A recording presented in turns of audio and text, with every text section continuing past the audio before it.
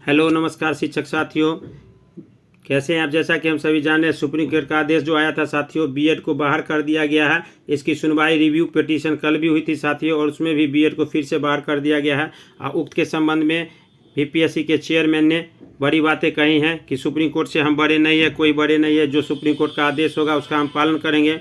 और इसी संबंध में एनसीटी ने भी एक पत्र कल जारी कर दिया गया था, और पूरे देश से जो है वो बीएड को बाहर किया गया साथियों। तो आइए क्या कुछ कहा इन्होंने, इस पर देखते हैं। वो बीपीएससी के चेयरमैन अतुल प्रसाद ने कहा था, और 4 सितंबर से डॉक्यूमेंट वेरिफिकेशन जो माध्यमिक स्तर पर है वो 4 से 12 तक किया जाएगा। इसकी वीडियो मैंने पहले ही साथियों दिया था।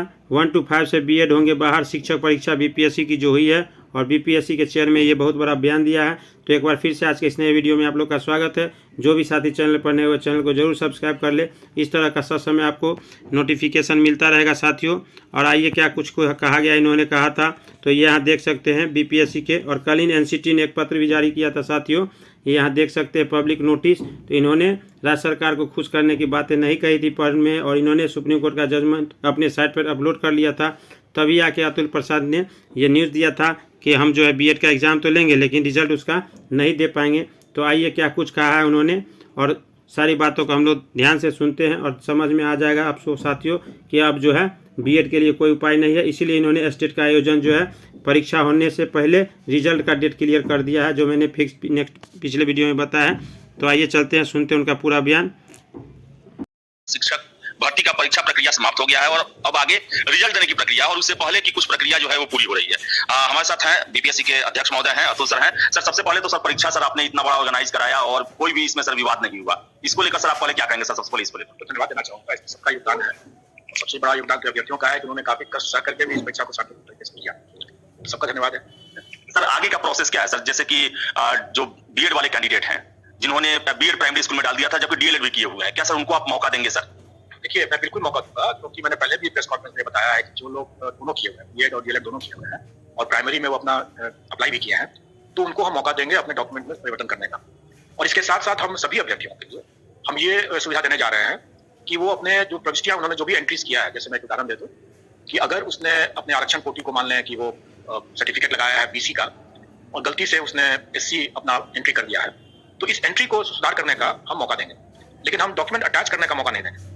नया डॉक्यूमेंट अटैच नहीं कर सकते हैं, लेकिन वो अपने जो पुराने जो डॉक्यूमेंट उन्होंने अपने आवेदन के समय लगाया था उसके हिसाब से अगर उन्होंने कोई गलत प्रविष्टि कर दिया है, गलत लिखा गया है, डेट ऑफ बर्थ में गलत लिखा गया है, तो इस तरह की प्रविष्टियों में सुधार करने का हम उनको बहुत जल्दी मौका देंगे। शायद हम लोग 1 तारीख से ही ये मौका दे दें उनको, 1 से लेकर के 3 दिन का। और ये सभी अभ्यर्थियों के लिए है। और इसमें सिर्फ अटैचमेंट का मौका हम सिर्फ उन्हीं अभ्यर्थियों को देंगे, और वो भी सिर्फ क्वालिफिकेशन से संबंधित। जैसे हम लोगों ने कहा था कि बीएड अपियरिंग वाले अगर हैं तो वो हम लोग अलाउ करेंगे, या सीटेट और एस्टेट वाले अगर हैं अपियरिंग कैंडिडेट तो उनको हम अलाउ करेंगे। तो उनका अगर आ गया हो अगर सर्टिफिकेट तो वो उसको अटैच कर सकते हैं। अगर उनका सर्टिफिकेट अभी नहीं आया है तो स्वाभाविक है कि वो अपना एडमिट कार्ड ही खाली लगा के रखे रहे होंगे, वो ठीक है कि हम उनको मौका देंगे इस सर्टिफिकेट अटैच करने का। बाकी किसी डॉक्यूमेंट को अटैच करने का मौका हम नहीं देंगे। सर एक और चीज है सर, जो आपने पीसी में एक शुरुआत में कहा था सर बीएड वालों को लेकर सर प्राइमरी स्कूल में सर, और आपने कहा था कि सर बाद में एग्जाम के बाद जो है उसको लेकर उसका एक बनाया जाएगा कुछ नियम, और पहले डीएलएड वालों का एग्जाम दिया। लेकिन सर कल सुप्रीम कोर्ट का रिव्यू हुआ, उस पर सुप्रीम कोर्ट अपने पहले वाले आदेश पर ही कायम है। सर क्या कहना चाहेंगे बीएड वाले कैंडिडेट को आप?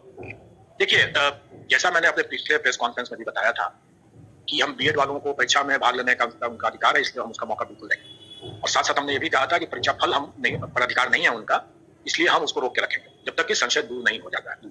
और आपने नोट किया होगा कि कई माननीय उच्च न्यायालयों के द्वारा भी यही स्टैंड लिया गया है। जैसे हम लोग देखते हैं कि छत्तीसगढ़ में और दूसरे राज्यों में माननीय उच्च न्यायालय में जो भी विवाद इस तरह से गया माननीय सर्वोच्च न्यायालय के इस आदेश के बाद, तो उन लोगों ने भी जो परीक्षा जो जिस स्टेज पर था उस स्टेज में अगर परीक्षा फल नहीं निकला हुआ है तो बीएड वाले अभ्यर्थियों का परीक्षा फल को रोक दिया था। यही स्टैंड हम लोगों ने भी ले रखा है। और जैसा कल हमें भी जो सूचना मिली है और अगर उसका हमारे पास आदेश की प्रतीक्षा है, संशय जैसा दूर हो जाएगा तो स्वाभाविक है कि हम उसके हिसाब से माननीय सर्वोच्च न्यायालय के आदेश के अनुपालन में हम उसी हिसाब से अपना रिजल्ट निकालेंगे। और जैसा कि कल की जो बातें हैं उसमें माननीय सर्वोच्च न्यायालय ने जो आदेश दिया है उसके हिसाब से हम लोग करेंगे। तो सर कहने मतलब कि कल सुप्रीम कोर्ट द्वारा कह दिया गया है कि प्राइमरी स्कूल के लिए डीएलएड ही मान्य रहेंगे, तो सर क्या एक तरह से समझा जाए बीएड के लिए मुश्किल जो है रास्ता बंद होते हुए नजर आ रहा है? माननीय सर्वोच्च न्यायालय का आदेश सर्वोपरि है, उसको सबको मानना है, तो उसमें मैं कोई टीका टिप्पणी तो कर नहीं सकता हूँ, नहीं कोई अतिरिक्त संभावनाओं के बारे में कुछ कर सकता हूँ, इसलिए वो सबको मानना है और हम भी मानेंगे। सर और सर 69वीं सर कंबाइंड परीक्षा आप ले रहे हैं सर। सबसे पहले तो सर कुछ सीट बढ़ा है, 33 सीट बढ़ा है सर। एक छात्र सर हमको फोन कर रहे हैं कि क्या आगे भी संभावना है सीट बढ़ने का। और सर इसी में दूसरा प्रश्न है कि आपने सर 5वां ऑप्शन हटा दिया, 4 ऑप्शन है। अब छात्रों को यह लग रहा है कि कहीं ऐसा तो नहीं कि आप हर एक प्रश्नों में चौथे ऑप्शन में जो पहले का 5वां था कोई में से सभी या कोई नहीं उसको